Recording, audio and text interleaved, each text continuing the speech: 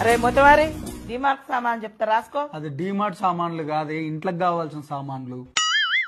7 మందికి అన్న తల్లికి ఒక పిల్ల తల్లి అంతా తింక నేర్పిందట. చూసుకొని రాయ్. పంచంటే ఇలా ఉండాలో చెప్పు. జీలకర్ర ఎంత? గింత గింత. గింత గంత అంటే ఇయ్యరు, ఎంత కావాలో అంత చెప్పు. ఓ షటాకేసుకో, ఓ షటాకేసుకో. ఎన్ని గ్రాములు కావాలో అన్ని గ్రాములు చెప్పు. ఓ 50 కిలోలు వేసుకో. నువ్వేమన్నా దుకాణం పెడుతున్నావే, అవి కిలోలు కాదు గ్రాములు. అదే వేసుకో. నెక్స్ట్ ఆవాలు ఎంత? అవి అద్దపావు వేసుకో, అవి అద్దపావు వేసుకో. అద్దపావు అంటే గింత. గంత కాదు గింతేసుకో, గంత కాదు గింతేసుకో. మళ్ళీ పంచి గింతనేలే, ఎన్ని గ్రాములో చెప్పు. 100 గ్రాములు వేసుకో. అట్లా చెప్పు. తర్వాత టాయిలెట్ టాయిలెట్ పోయిరాపు. టాయిలెట్ కాదురా, దోమలు వస్తే చచ్చిపోతాయి చూడు గది. అది టాయిలెట్ కాదు, ఆల్ అవుట్. ఇంకా ఒక లిప్టిక్ దే.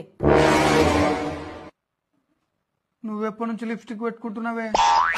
వాషింగ్ మిషన్ లేచి లిప్టిక్. అది లిప్స్టిక్ కాదు, లిక్విడ్. నీకు ఇందాకనే చెప్పిన తింక నేర్పకని. నేనేం తింక నేర్పుతలే, నువ్వే నాకు తిక్కలు చెప్తున్నావు.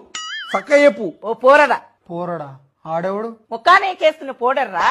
అది పోరడా కాదు, పౌడర్. నెక్స్ట్ అంట్ల సబ్బులు తీసుకురా, ఒకటేమో కుడక తీసుకురా. కుడుకనా? కుడుక అంటే అదే బాక్సులు ఉండదు, అదే బాక్సులు ఉండదు. అది కుడుక కాదు, డిష్ వాష్ బార్ అంటారు. నెక్స్ట్ ఏంది? ఒక కంపాటు. ఎండాకాలం అయిపోయిన తర్వాత కుండెందుకే ఇప్పుడు?